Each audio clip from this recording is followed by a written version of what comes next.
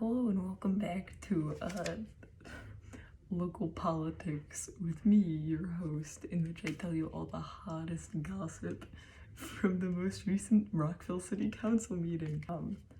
And it was fun. I love public hearings. They're so we start out strong with the general public comment session, which is just time for people to come in with comments about like anything.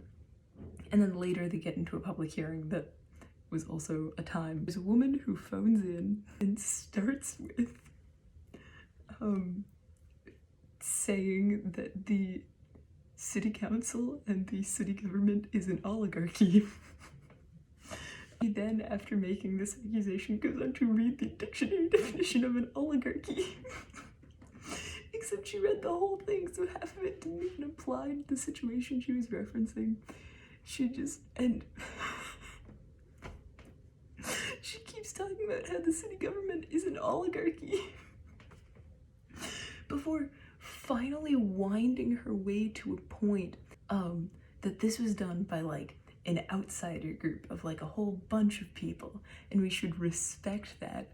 And she thinks it's oligarchical and completely out of line for them to do what Feinberg wanted to do, what Feinberg was making such a big stink about the entire last council meeting and delaying the vote, because she thinks it's all this like bureaucratic red tape that they're trying to like keep away. Like they're trying to take power from the commission or something by delaying the vote. She was very passionate, and like it's a problem because we're fighting on the same side, but she's going about it in such the wrong way. But anyway, then they got into a public hearing that I didn't even know was happening. Anyway, so we start out strong towards the very beginning with a woman who said a lot of things. She's, saying a bunch of stuff about all the 16 and 17-year-olds, talking about brain development and whatnot. So she makes all this stuff about 16 and 17-year-olds and then wraps up by saying, I strongly urge you to not allow 16 and 17-year-olds to vote, and for the reasons I've stated, and non-citizens for obvious reasons. And that was the end of her speech. She's followed up, if not immediately after, like, one person goes and then this man goes. A man who clearly, thought out and planned the first portion of his speech. He also worked with the Rockville Fire Department, the volunteer fire department. And he was talking about how he joined when he was 16, 17, and he wasn't allowed to do anything.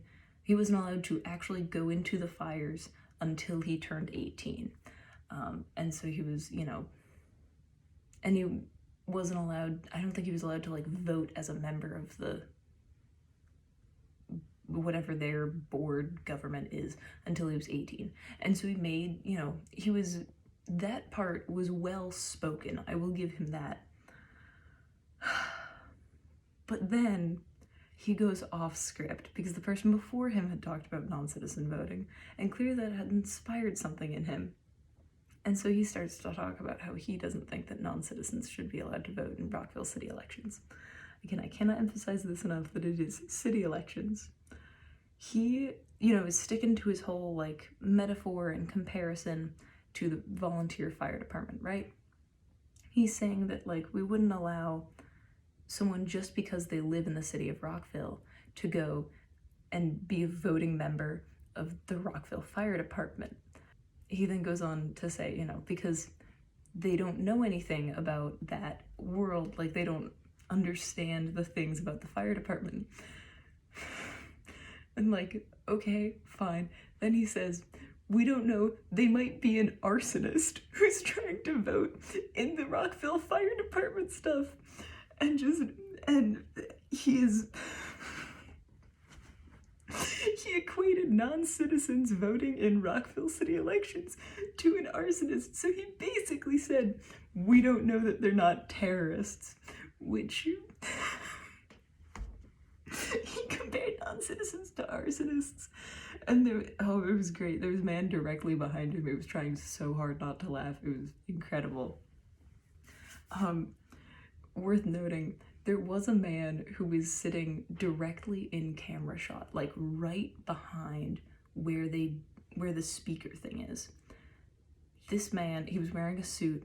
This man's tie was distractingly crooked. I was watching it with my dad. We were both wildly distracted. It was like this, like the tie was here, and even when he got up to go speak, because he got up to go give testimony, he didn't fix his tie. He didn't fix his tie until like 5 minutes after he sat down. We clapped when he fixed his tie. Not even kidding. I'm very sorry to that man. I can't remember if he was a good speaker, but just his tie, it was so wrong. It was so wrong. But I digress about ties. Because we just had a couple back-to-back people with thoughts and feelings. This man came up. He was, another older white man. He said, and I quote, "I'd be for non-citizens voting if you could prove they're not illegals. And I don't think you can do that."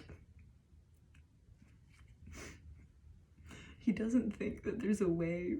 He followed up immediately in like one sentence later by saying, "And this isn't racism or anything. I just logistically don't think you can prove it." And he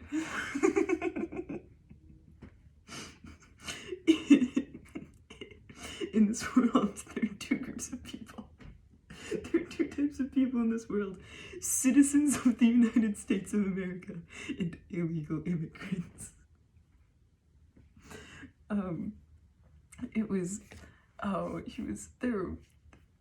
There were some really great people who came up and spoke, and then there were people who were just like trying to sound academic. They were so bad. Literally no one is saying that any of these changes should be ready for 2023. Like, no one was saying that. And yet people on both sides were like, we're fighting this invisible enemy of this being a change that would happen in 2023. Nowhere, no one said it was happening in 2023, and yet every other person would bring up like whether the change would happen in 2023. It's not. No one thinks it will be. It was infuriating. Anyway, now we move on to the Feinberg portion, in which we discuss Feinberg being petty. In addition to the public hearing, they also voted on what they had discussed the previous week about expanding the city council from 4 to 6. From what I gathered there, I think that Councilmember Feinberg just doesn't like Councilmember Perchela. Like, I think that she just doesn't like him on a personal level and is just really petty, because they were all giving, their comments before they vote, and Perchela made kind of like a quip, like a one-off remark, saying, if we really, I don't think this is that bold. If we really wanted to make a bold change, I'd say we should go up it to 8 to 10 members instead of going from 4 to 6. He's like, we should go for 8 to 10, shoot higher, basically.